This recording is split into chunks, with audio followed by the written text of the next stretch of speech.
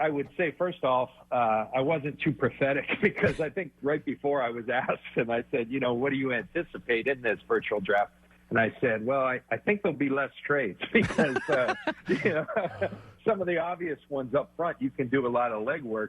But then as I always use what I learned at Fox, John Madden used to say, what happens when a game breaks out? You can do all the pre-planning you want. Right. But then once you get into the draft, hey, you got to be able to adapt. But the one thing I think where I feel really good about where we're at as an organization is we entrust a lot of people to do their job. And so what you had to do is, we had basically split the league. Adam Peters had 8 teams, Mark Mayhew had 8 teams, Parag Marate had 8, and I had 8, and we we split it and such that, trying to anticipate, okay, if we do get to a point, we all can't be on the phone at one time, at one time, on a Zoom at one time, so we have to be able to trust people. And in a couple of those instances, I think the Aiyuk trade, I was dealing with Spielman, but the Tampa trade, I think Adam Peters was dealing with his counterpart, John Spytek, and then they just kind of, hey, do you want to go with it? Here's the trade, and bam, we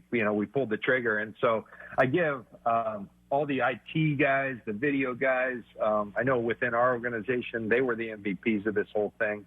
And then at the league, I think they did a tremendous job. It really felt like it went off without a hitch in terms of any technological hiccups or anything like that. It was pretty smooth.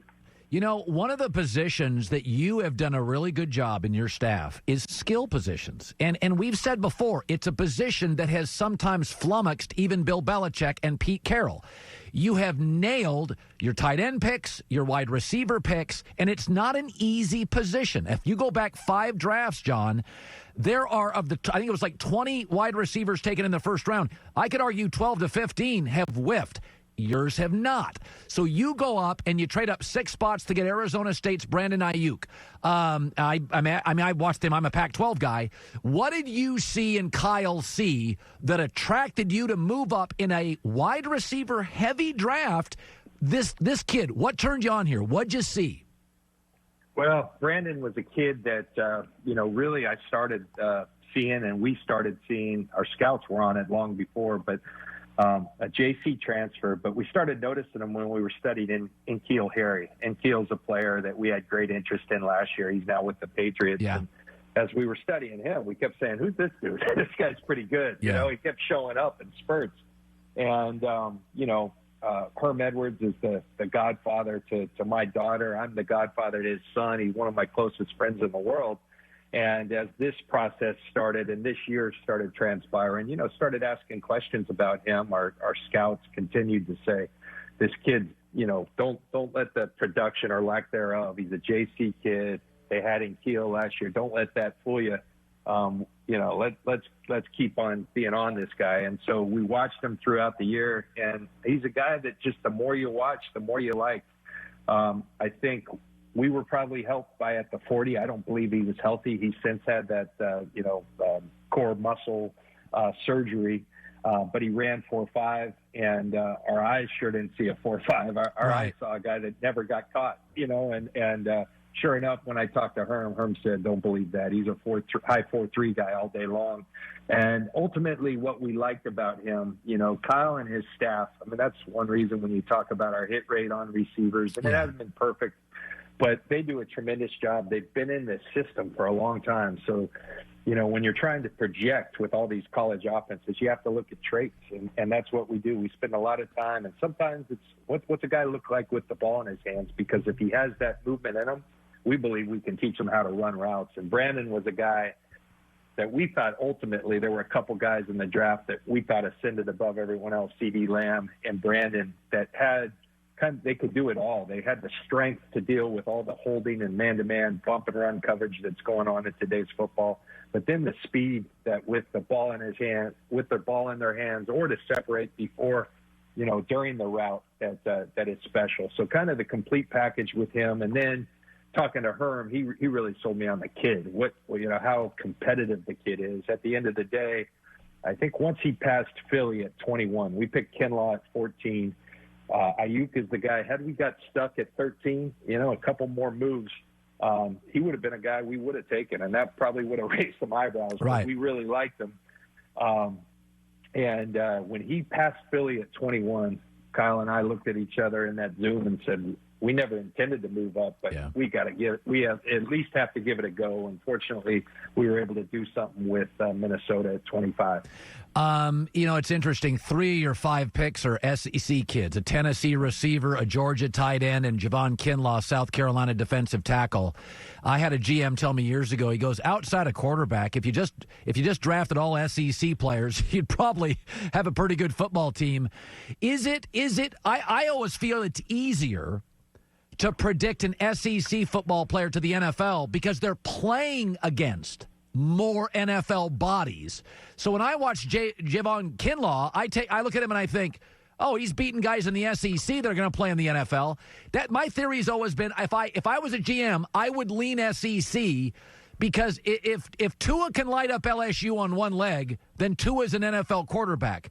Do you ever think of it like that? I think you do, and not necessarily like, hey, that's all we're focusing on. But I would tell you with Kinlaw, what I like to do, watch him against the best competition. His 2 best games this year were against Alabama and Georgia, I felt. And so when you can go up and dominate, these are guys who are going to play in the league. Also what happens, you develop relationships. We were incredibly comfortable with Will Muschamp because he gave us such an accurate depiction of Deebo Samuel last year. I didn't know Will. I had met him once, but we called on Deebo, and he hit all his strengths, but he also hit and not even weaknesses, just realities of who the person is.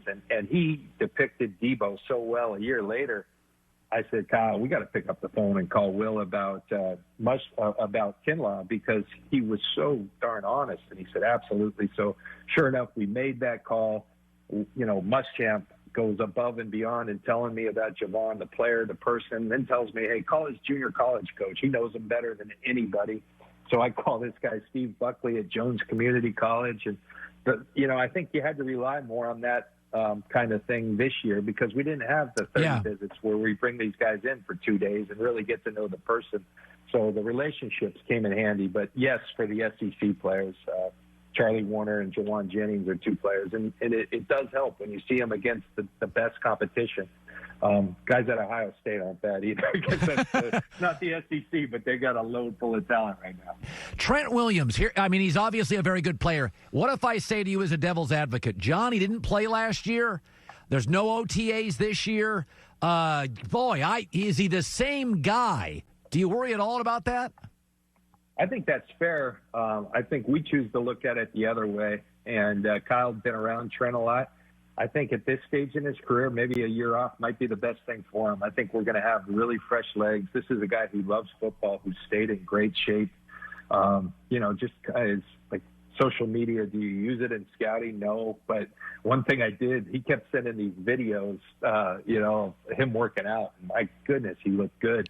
And so I know he still moves well. There is some challenge when you've been away from the game for a little, but Kyle has a ton of comfort with Trent because he's coached him, and he's a guy who has a great passion for the game. I guess you take a little bit of leap there, but we needed to do something when, Staley, who's been just a stalwart, a foundational player for this organization, both on and off the field, decided to retire. We respected that decision, but Williams was there to be had, and they made us sweat. They waited until day 3. We certainly wanted that done before the draft, but Ron Rivera and I had good dialogue, and were able to pull it off on day 3 of the draft. Yeah, this whole, it's funny, John. You're like Steve Kerr. Like anything you choose to do, you're going to work at it. You're going to be successful. You put in the time. Is there one thing about GM that is more challenging? Maybe I would have never guessed. I talked to a GM once about this, and he said, "Listen, man." He goes, "You got an owner to balance. I get calls at 3 a.m. He goes, there's a little parental stuff going on here. That he was telling me this about a year ago. Is there something about the GM, having been a player, having been a broadcaster, that has been either cooler than you thought or tougher than you thought? I think there's things on both sides. Cooler than I thought. It's really fun. I didn't realize how much I like building things and looking at the entire picture. I've always kind of had a natural inclination to lead, an ability to bring people together. And I think that's one of my strengths is I'm not afraid. I think some people see it as a weakness to listen to a lot of people. There were a lot of smart people already in place. When I got to San Francisco, Parag Marathe is a great example. Yeah. And he had been vilified a little, but he's brilliant. And he helps me a lot when it comes to thinking about salary cap and trades and things. Kyle is a guy, I wouldn't have done this had I not linked with the coach that I thought was special. Tougher, it just never stops, Colin. You know, it never stops. And you're right, at all hours, you better be available. I do think that's where having played, people say, you know, a non-traditional route. But being a player, I think it gives you a great ability. The best teachers that I was around, the Tony Dungy, the Bill Walshes, the Mike Shanahan's, is just focus on what you can control. You got 1,000 things going, take one thing at a time. And I think having been a player, it is great training in that respect. And then you just trust your people. So we're having fun. You know, there's a lot of people that are real talented that I'm competing against, that we're competing against, and I'm enjoying it. I feel like we're getting better. Last year was tough getting that close, not pulling it off, but you know, we very much want to get back and put ourselves in position to compete for championships, and I think we've had a good offseason to do that. Yes, you're getting the high draft grades. Great talking to you. Always appreciate it, and I follow you. There's very few people in sports that are easier to root for than John Lynch, buddy, and keep it up. Thanks, man. Thanks a lot, Colin. Best to you and your family. All right, you too. It's the GMs I talk to. They're like, listen, you got the owner. Billionaires can get moody. You got players. They're young. So you're dealing with billionaires, new millionaires. And, I mean, it's a lot of pressure. Like, it's just the NFL now. You know, it's funny, Joy. Is there I'm trying to think of the slow month in the NFL. This year, there's been none. Well, yeah, this year, there's no days off. February 6th. No, because free agency starts in March. It's almost, I guess I would say this, June. Usually, not this year, but June. Because you kind of take your vacation, because July, you got to get ready for camp. But, I mean, the thing. Yeah, I would say May, June. May, June. It's probably the slow time. Give the NBA 6 weeks of fun, and then we go back to work. All right, Rick Bucher's going to stop by. His thoughts on the NBA's plan, if they have one, and where we're at currently now on an NBA season. Ben Watson, the Super Bowl champ, all-time smart guy, former Patriot, former Raven, Saints as well, Browns too. He'll be joining us last hour. The one person in life that's always been in your corner, of course, is Mom, guiding you through life's mishaps, real world advice, a shoulder to cry on sometimes. She's the ultimate. She's made you